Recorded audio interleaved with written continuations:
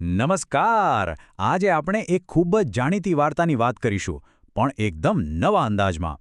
આ વાર્તા છે હાથી અને કીડીની, જે આપણને શક્તિ અને વિનમ્રતા વિશે કંઈક ઊંડું શીખવી જાય છે. તો ચાલો, આખી વાતની શરૂઆત એક સવાલથી કરીએ. એક એવો સવાલ જે આખી વાર્તાનો પાયો છે. શું ખરેખર તાકાતનો અર્થ હંમેશા મોટું કદ થાય છે? ચાલો, આ સવાલનો જવાબ વાર્તામાં શોધીએ. તો વાર્તાની શરૂઆત થાય છે એક ઘનઘોર હરિયાળા જંગલથી. ત્યાં જાતજાતના પ્રાણીઓ એકદમ શાંતિથી રહેતા હતા.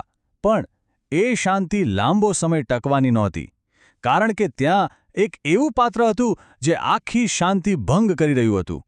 અને એ પાત્ર હતું એક વિશાળકાય, શક્તિશાળી હાથી. એનું કદ જેની ઓળખ હતી, અને એનાથી પણ મોટો હતો એનો અહંકાર.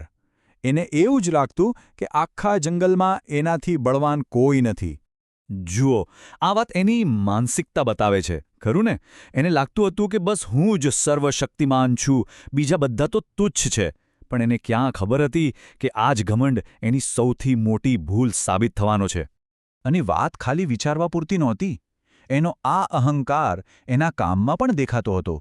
ખાસ કરીને જંગલના નાના અને નબળા જીવો પર એ પોતાની તાકાતનો ખોટો ઉપયોગ કરતો. આ પોપટવાળી ઘટના જ લઈ લો. એક બિચારો પોપટ શાંતિથી ઝાડ પર બેસીને કેરી ખાતો હતો અને ગીતો ગાતો હતો. પણ હાથીને એ પણ ન ગમ્યું. અને જુઓ, એણે શું કર્યું? ગુસ્સામાં આવીને આખું ઝાડ જ ઉખાડી નાખ્યું, ખાલી પોતાની તાકાત બતાવવા માટે.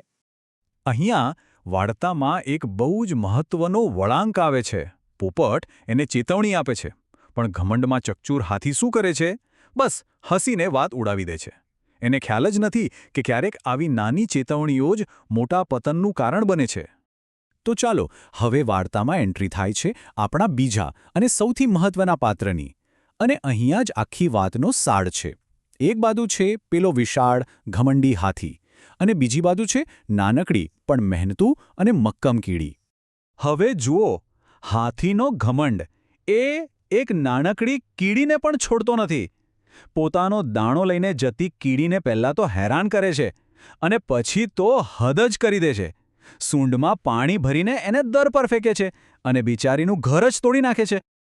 અને બસ આ જ એક ક્ષણ હતી. કીડી માટે હવે પાણી માથા પરથી જતું રહ્યું હતું. એણે મનમાં ગાંઠ વાળી લીધી કે હવે આ હાથી ગમે તેટલો મોટો હોય, એને સબક તો શીખવવો જ પડશે. તો કીડી રાહ જુએ છે, સાચા સમયની.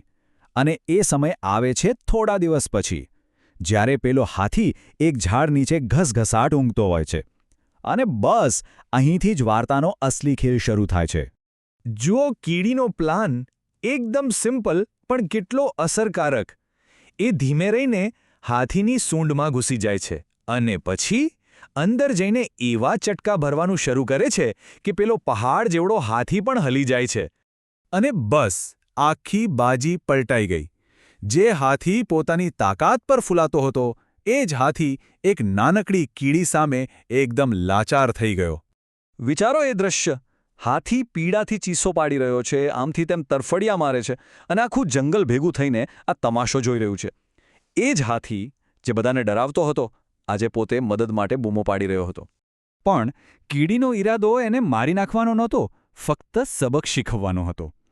જીવો હાથી રડવા લાગ્યો, અને એને પોતાની ભૂલ સમજાઈ કીડીને દયા આવી ગઈ.